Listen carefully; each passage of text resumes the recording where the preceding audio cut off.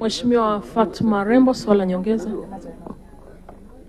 Asante sana Mheshimiwa Mwenyekiti kwa kunipa nafasi nami niweze kuuliza swali la nyongeza.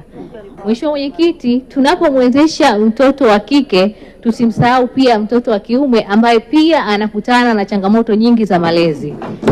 Je, serikali ina mpango gani maalum au mkakati gani maalum wa kuhakikisha kijana wa kiume anajengwa na kulinda ili aweze kuja kuwa kiongozi bora na baba bora wa kesho?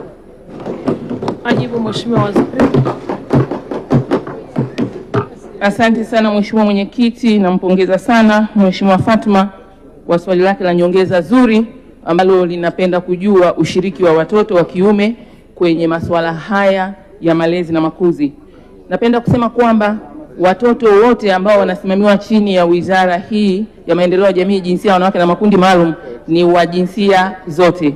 Na katika mikakati yote tunapotamka neno mtoto wa kiume anakuwa ni sehemu. Mfano, tunatekeleza mkakati wa vikundi vya malezi vya wazazi. Wazazi hawa wanafundishwa jinsi ya kwenda kufanya malezi na makuzi ya watoto. Ndani mle wanaume wapo ambao ni baba zao na hawa watoto.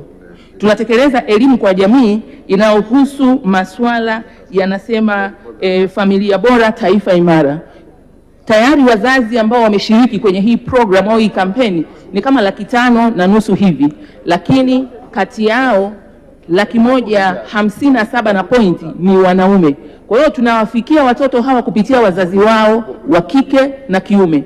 Lakini tukienda mashuleni tuna madawati ya ulinzi wa watoto.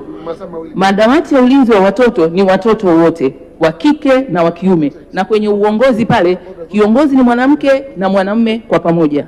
Kuna mabaraza ya watoto tunayafanya. Haya mabaraza ya watoto yanaanzia kijijini, kwenye mitaa, kwenye kata. Haya nayo ni watoto wote wako mle ndani.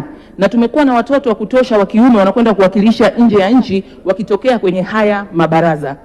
Ukiangalia sheria ya mtoto ilivyojengwa inamshughulikia mtoto wa kike na wa kiume.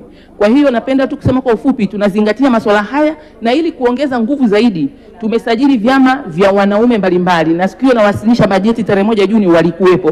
Lengo ni kuchukua mtandao wa wanaume uingie ushike nafasi yake katika kuangalia maslahi ya wanaume, sio wakubwa tu bali na watoto. Na hapa Mheshimiwa Baba Levo tunatarajia kumteua awe balozi wa wanaume.